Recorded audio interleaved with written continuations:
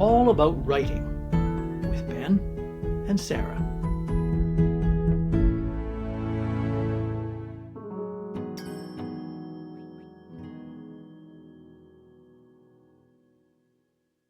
Welcome to All About Writing, the podcast that covers everything about the world of writing from the inside out.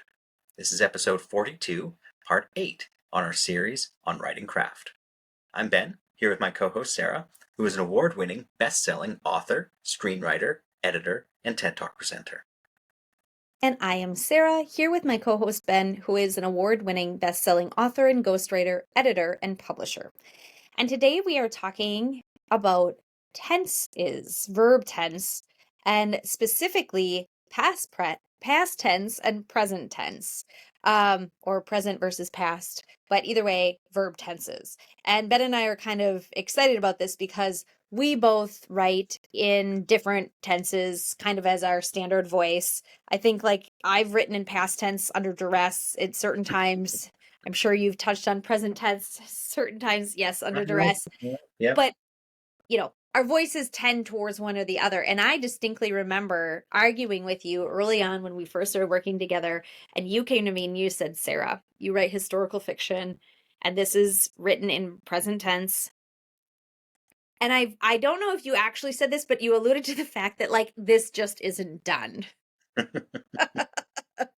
And I remember going to my bookshelves and pulling off very famous authors like Geraldine Brooks and a couple other, I can't remember off the top of my head, who wrote historical fiction in present tense. And I like held them up as vindication, going like, aha. And you know what? I so appreciate that you were like, go for it. You know what? You've shown it can be done. Go forth and conquer. But to this day, as recently as months ago, writing historical fiction, like my agent is like, yeah, no, it's just not done. And which makes me like, I think, and this is something I'd be interested in hearing from you. Like, I do think there's something about certain tenses that lend themselves to specific genres a little bit more and are more expected in certain places. Like present tense is, I guess, more literary versus past tense, which is more standardized. So, you dive in. You love your past tense, and I'll do it under Well, duress. I write in past tense just because I always have. Like, that's what I grew up with. All the books that I read growing up were in past tense, so I just went with it. And, you said at the beginning, you framed this as past tense versus present tense. I want to take out the verses. This isn't a fight. This isn't a competition. Fine. It's, past tense and present tense. The differences between what they are, what they Yeah. mean. So I write in past tense because it's what I'm used to. And past tense is easy because it's what most readers expect. No one will question it. It just sort of flows past you. Past tense. Present tense, yeah. When I was thinking about our talk today, I did think that present tense is more avant-garde. More artsy. Honestly, I don't think it is as much as it used to be. There is more present tense that's coming into popular fiction nowadays. So I think maybe, Sara, when you were getting started, it was still very artsy and avant-garde. And I me was as a just conservative trendsetter. publisher was just like, Yes. oh, it's a fad. It'll never catch on. Um, but it's more common these days. So if anyone out there listening wants to write in present tense, don't think for one second that I, as a former publisher and editor, am saying don't do it. No, no, by all means, do it. One thing I really like about present tense is that it's more immediate. Like there's a sense that you were right there, living it with the character, and that can be really, really good. Yes, do some genres lend themselves to present tense more than others? I mean, obviously, artsy, literary does, yes. I might argue romance does too. It puts you right Interesting. there in the scene, right? Yeah. Um, I mean, obviously, historical fiction, not at all. And, Ah, but honestly, I think you as an author can write any genre in whatever tense you want. Um, if you're writing something like romance, which is actually very highly regulated, check first. Check and see what the industry standards are. But most of the time, you can just write whatever you want.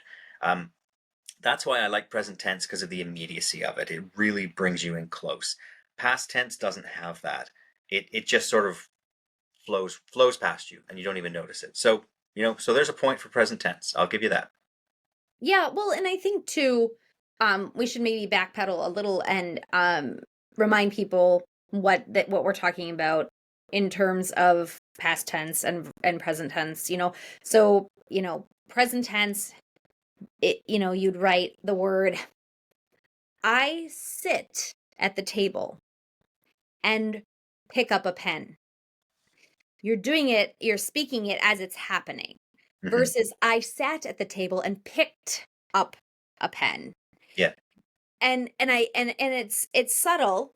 And you obviously you can only flip-flop if like you do it specifically by character or chapter. There are certain authors who, depending on, I've actually read some, the Clockmaker's Daughter is one that comes to mind. It's a very thick historical fiction book, and there's a lot of characters, but the only one that speaks in the present and is present tense is the one that happens to be taking place in the year 2022 or whatever. And all the other kind of like previous characters that lead and Hmm. bleed into the story, their chapters are in past tense. Um and not to get even on like who's speaking, whether it's she or I or he or I, who is the speaker of past or present tense. But just in terms of the verb usage, there's many ways you can even mix and match, I guess, is what I'm saying. Yeah. Once you learn how to use them in a book or what they are in general. Absolutely. And that's a good point, that even within the same book, you can switch between past and present tense. Ideally, not in the same chapter. That can be I a would, bit, yeah. but between chapters, especially if there's some separation, some leap in time, or one character is in present tense, there's a creative decision why you do that, and that can work really well. So certainly you can mix the two. Um, yeah, no, I can definitely see that. I've I even have. seen it. Oh, sorry. I was going to say, I've even seen it where like the tenses are just like, uh, the only time it switches is when it's in italics and it's something, like Mm-hmm. a ghost or, Yeah.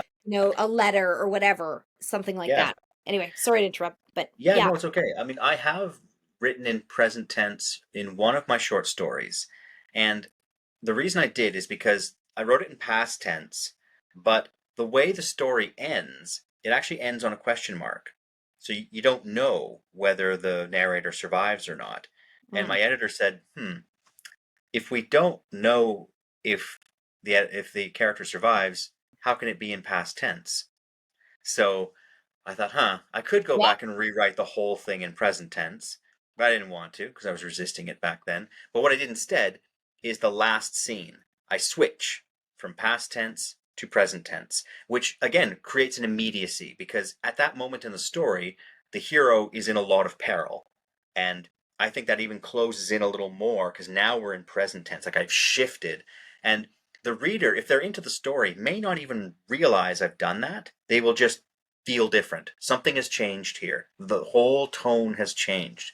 So yeah, I can you can even there you can mix the two together in one short story because there was a creative reason to do so. Yeah. And I think, to your point about it being a trend, I feel like in the 1800s, it was more common to see things in present tense. Um, And I think that was maybe, again, that literary device to make people feel very intimate to this story because they're feeling it and as it's unfolding in real time, as if you're Hmm. embodying the people that you're reading about and getting it and getting that element of surprise or those emotional beats in a different way than you would knowing it has already happened, to your point. Like clearly you've gone through it, you're just reciting the past details.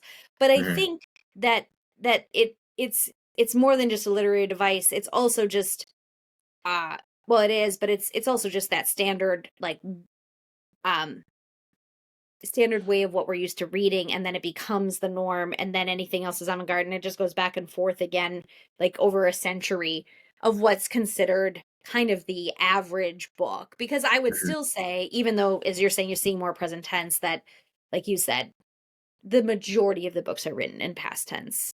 Yeah, Um, yeah. it's just, I mean, heck, our newspaper articles, I mean, I I think are written in past tense, like, most of the time. Like, well, they're Mm, half and half, I guess. I guess I'm bad at journalism. There's a reason I was not a journalism major. Um, yeah.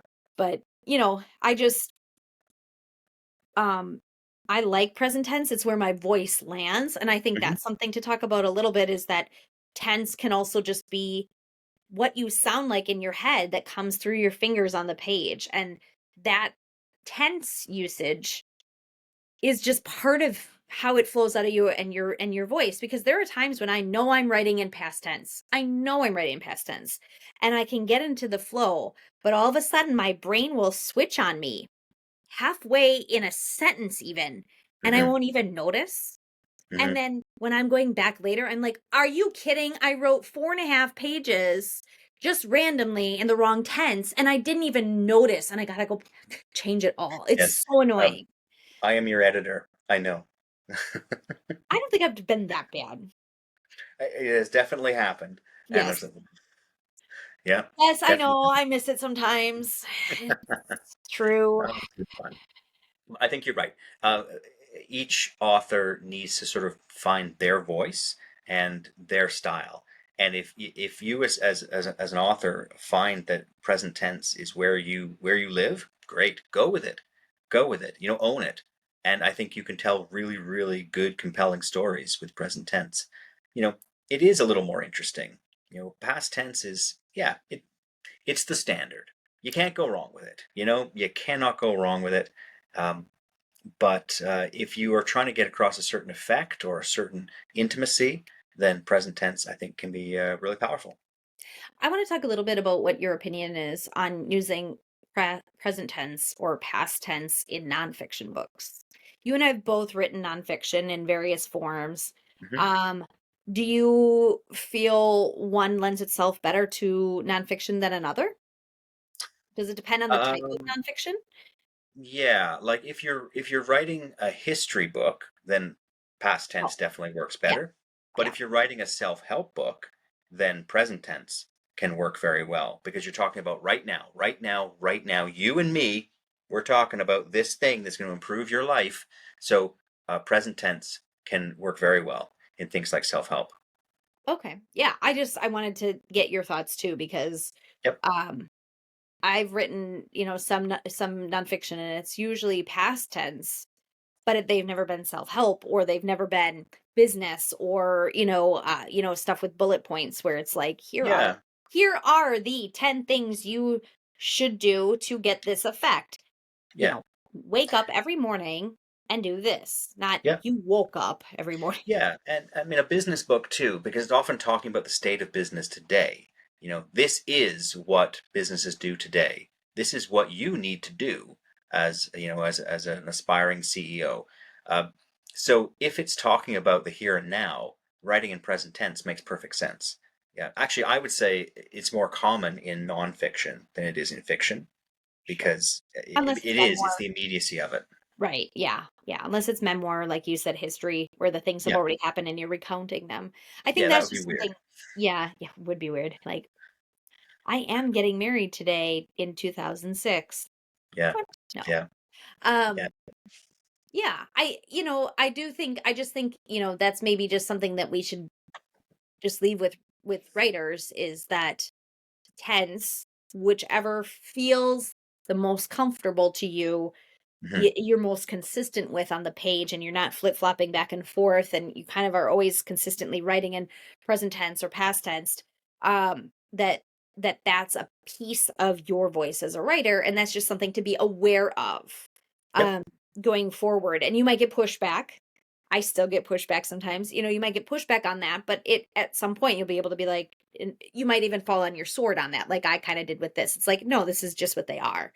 Yeah. um and other times, you know, okay, fine. If it makes it more commercial, I'll change the tense or whatever, the Yeah. discussion is with your editor or your publisher. I think as an aspiring author, think about a bunch of things. Like tense is one. We've talked about point of view as well, like first person versus third person point of view makes a big difference to the book. And first person present tense, is probably about as intimate as you can get with the character. And if that's the kind of story that you're writing, it could be the best choice by far. So, as an author, yeah, definitely. What kind of story are you writing?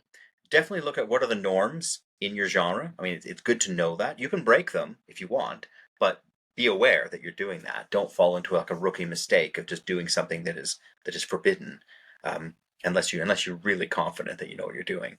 Um, but in general, I think that most genres are open enough that you can choose which one you want and make it your voice. So we encourage all of our listeners, go with what you like, go with what you want to write, and it'll be the best that you can write. Perfect.